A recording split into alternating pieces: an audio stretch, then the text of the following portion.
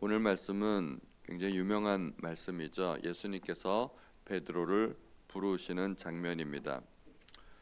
예수님께서 베드로를 부르셨는데 그 이전에 베드로가 고기를 많이 잡는 기적을 경험하게 됩니다. 그 전날 베드로는 이 게네사렛 호수에서, 갈릴리 호수라고도 하고 게네사렛 호수라고도 하는 이 호수에서 밤이 새도록 고기를 잡았습니다. 그런데 허탕을 쳤죠. 한 마리도 못 잡았습니다. 그런데 예수님께서 그 배에 오르셔서 제자들을 가르치시고 난 다음에 베드로에게 말씀하십니다. 깊은 데로 가서 그물을 내려 고기를 잡으라. 시몬이 이렇게 이야기하죠. 말씀에 의지하여 내가 그물을 내리리이다. 보통 우리는 믿음으로 그물을 내렸다 이렇게 생각을 많이 합니다. 물론 베드로가 예수님의 말씀에 순종하고 믿음이 있었기 때문에 그물을 내렸을 수도 있겠지만, 그런데 한편으로 보면은 베드로가 얼마나 믿음이 있었을까 하는 그런 의심도 생각해 볼 수 있습니다. 사실은 우리가 믿음으로 순종한다는 말을 많이 하는데 믿음이 있으면 순종하기가 굉장히 쉽죠. 당연히 믿음으로 순종해야 됩니다. 그런데 우리가 순종을 못하는 이유는 무엇일까요? 믿음이 없기 때문에 그래요. 믿음이 없으면 순종하기가 참 힘들지 않습니까? 그런데 믿음이 없다고 불순종해도 될까요? 또 그거는 안 되지 않습니까? 믿음이 없다고 해서 불순종하면 믿음이 없다고 해서 죄를 지어도 된다는 말과 같은데, 믿음이 없다고 해서 죄를 짓는 것은 아니죠. 그런데 여기서 우리의 참 갈등이 생깁니다. 나는 믿음이 없는데 순종은 못하겠고 불순종하자니 그건 죄고, 그럼 믿음이 없으면 어떻게 하는가? 믿음이 어디서 생길까요? 믿음이 생기는 방법은 여러 가지가 있지만 오늘 베드로를 통해서 보면 베드로가 말씀에 의지하여 그물을 내렸는데, 베드로가 말씀에 의지하여 그물을 내렸다는 것은 선생님이 그렇게까지 말씀하시니 제가 그물을 한번 내려보기는 하겠습니다, 뭐 그런 의미로 해석이 될 겁니다. 베드로가 정말 예수님을 믿었다면, 예수님의 말씀을 믿었다면 도대체 뭘 믿었을까요? 어떤 결과를 기대했을까요? 예수님께서 그렇게 말씀하시니까 많은 고기가 잡힐 것이라고 상상하고 기대했을 수도 있을 것입니다. 그런데 정작 고기가 많이 잡혔을 때 베드로가 어떤 반응을 보입니까? 고기 잡힌 것으로 말미암아 놀랐습니다. 그리고 그 동업자인 야고보와 요한도 굉장히 놀랐다고 이야기합니다. 어떻게 이런 일이 있을 수가 있지? 놀랐다는 이야기는 기대하지 않았던 일이 발생했다는 것입니다. 내가 기대한 대로 되었을 때는 전혀 놀랄 일이 없습니다. 그런데 놀랐다는 것은 전혀 기대하지 않았던 일이 생겼고 상상 외로 어떤 놀라운 일을 경험했다는 이야기입니다. 거꾸로 이야기하자면 예수님의 말씀을 믿지 않았다는 얘기가 될 수도 있는 것입니다. 게다가 놀라운 것은 예수님에 대한 태도가 바뀝니다. 처음에는 선생님이라고 불렀습니다. 선생님, 우리들이 밤이 새도록 수고하였으되, 그렇게 선생님으로, 존경하는 랍비 선생님으로 대우했지만 고기를 많이 잡고 나니까 예수님에 대한 호칭이 바뀌었습니다. 주여, 나를 떠나소서. 주님이신 것을 발견하게 됩니다. 하나님의 아들이심을 인정하게 되는 것입니다. 그런데 왜 나를 떠나달라고 했을까요? 원래 유대인들의 그 경험에 의하면 그들은 살아계신 하나님을 절대로 볼 수 없습니다. 구약에도 그런 사건들이 나오는데 살아계신 하나님을 만나면 그 사람은 반드시 죽는 것으로 그렇게 이해가 되었던 것입니다. 그래서 베드로는 이 순간에 살아계신 하나님이 사람의 모양으로 내려오셨구나 하고 생각을 하고 자기를 떠나달라고, 나는 죄인이라고 생각을 하게 되는 것입니다. 상대방이 누군지를 알면 내가 누군지를 알게 되기 때문입니다. 그래서 베드로는 자기의 죄성을 발견하고 주님을 떠나달라고 요청을 합니다. 그러나 주님은 무서워하지 말라고 말씀하십니다. 이후로는 내가 사람을 취하리라고 말씀하십니다. 이것이 원래 주님의 목적입니다. 베드로를 부르시려는 목적입니다. 처음에 베드로의 배에 올라가서 설교하셨죠. 조금 떼기를 청하셨습니다. 베드로의 배에 오르시기를 요청하셨는데 설교가 목적이 아니라 주님의 진짜 목적은 어쩌면 베드로였을 것이라고 그렇게 생각이 됩니다. 어쨌든 베드로 배 위에서 설교를 하셨고 그리고 깊은 데로 가서 그물을 내리라고 말씀하셨습니다. 베드로의 배를 빌렸기 때문에 뱃삭시라도 내려는 그런 의도가 있으셨을까요? 그것도 아닙니다. 역시 베드로를 부르시기 위한 한 단계 한 단계 주님의 어떤 전략이라고 볼 수도 있습니다. 그래서 많은 고기를 잡았을 때 그리고 주님은 마지막으로 이제후로는 내가 사람을 취하리라 말씀하십니다. 나를 따르라는 것이죠. 그랬을 때 그들은 배를 육지에 대고 모든 것을 버려두고 예수님을 따르게 됩니다. 주님의 목적, 처음부터 주님은 어떤 의도를 가지고 베드로에게 접근하신 것입니다. 베드로에게 접근하시고 설교도 하시고 그물을 내리라 명령하시고 그런데 마지막 명령은 나를 따르라 하는 것입니다. 예수님께서 다짜고짜 베드로에게 다가가서 나를 따르라 그러면은 물론 따르는 제자도 있겠지만 마태는 그렇게 해서 예수님을 따랐습니다.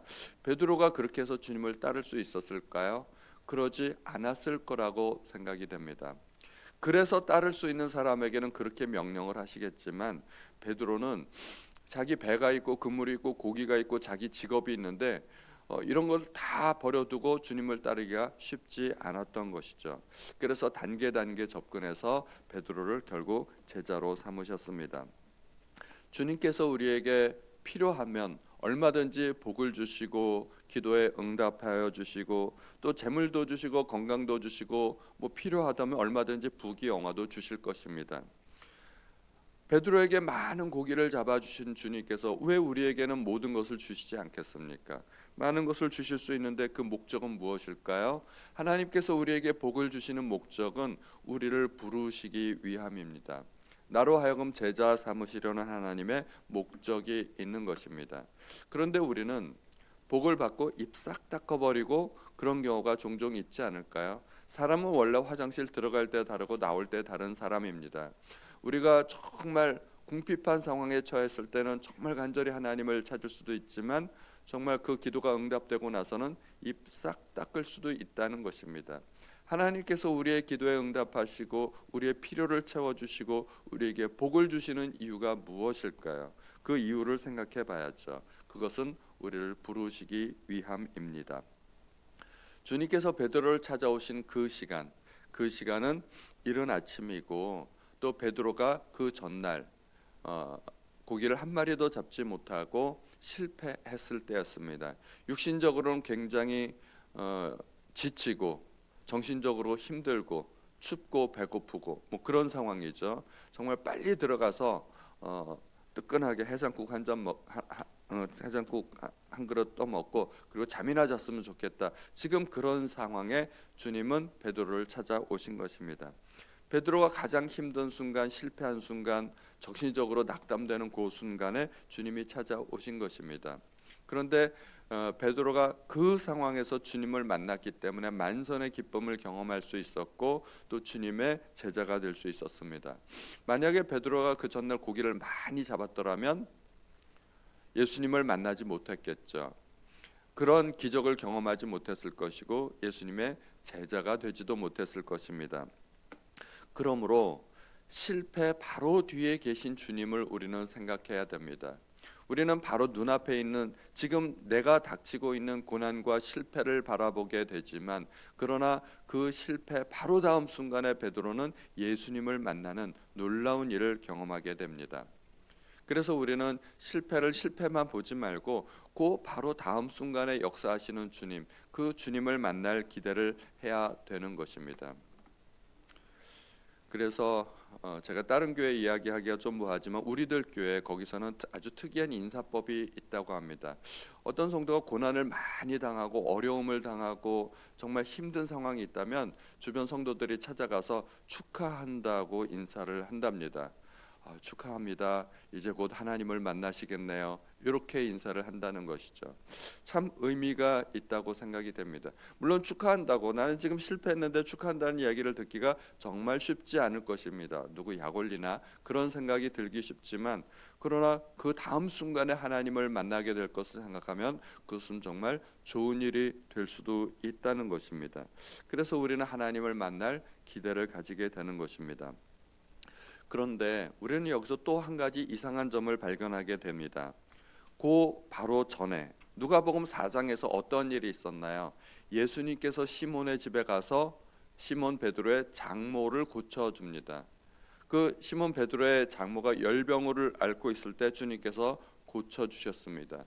그리고 그 소문을 듣고 원근 각지에서 수많은 사람들이 몰려들어서 그날 저녁에 신유 집회가 시작이 되는 거죠. 예수님께서 일일이 사람들에게 손을 얹으시고 모든 질병을 다 고치셨습니다.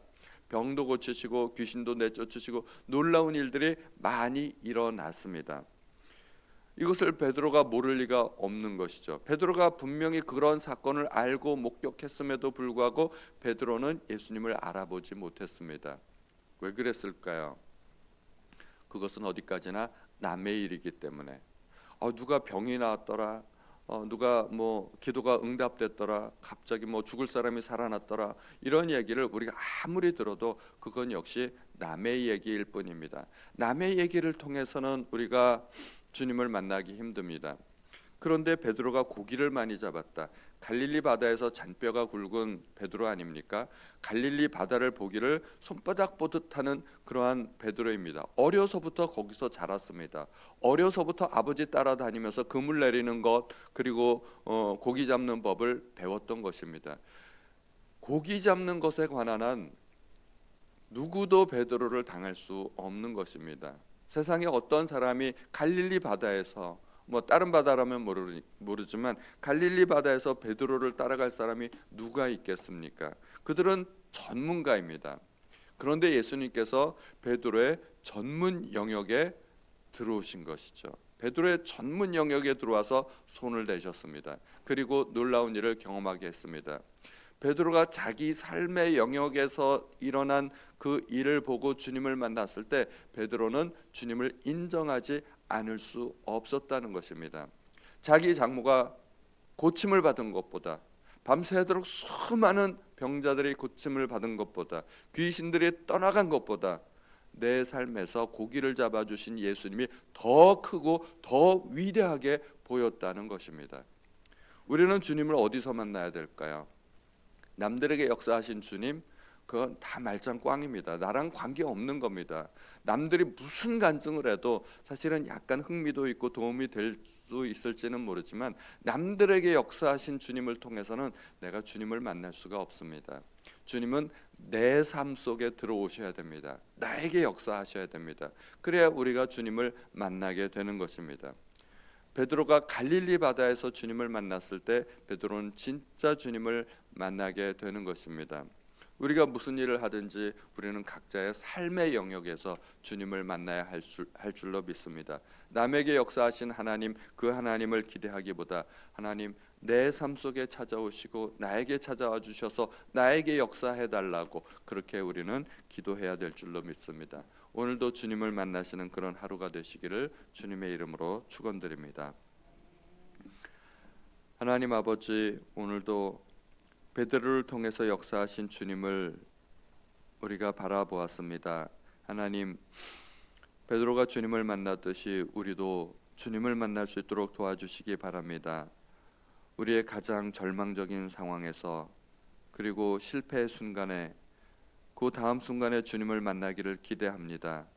하나님 도와주시고 저희가 우리 각자의 삶 속에서 주님을 만날 수 있도록, 주님의 놀라운 일들을 경험할 수 있도록 도와주옵소서. 우리 모든 말씀을 우리 주 예수님의 이름으로 기도하였습니다. 아멘.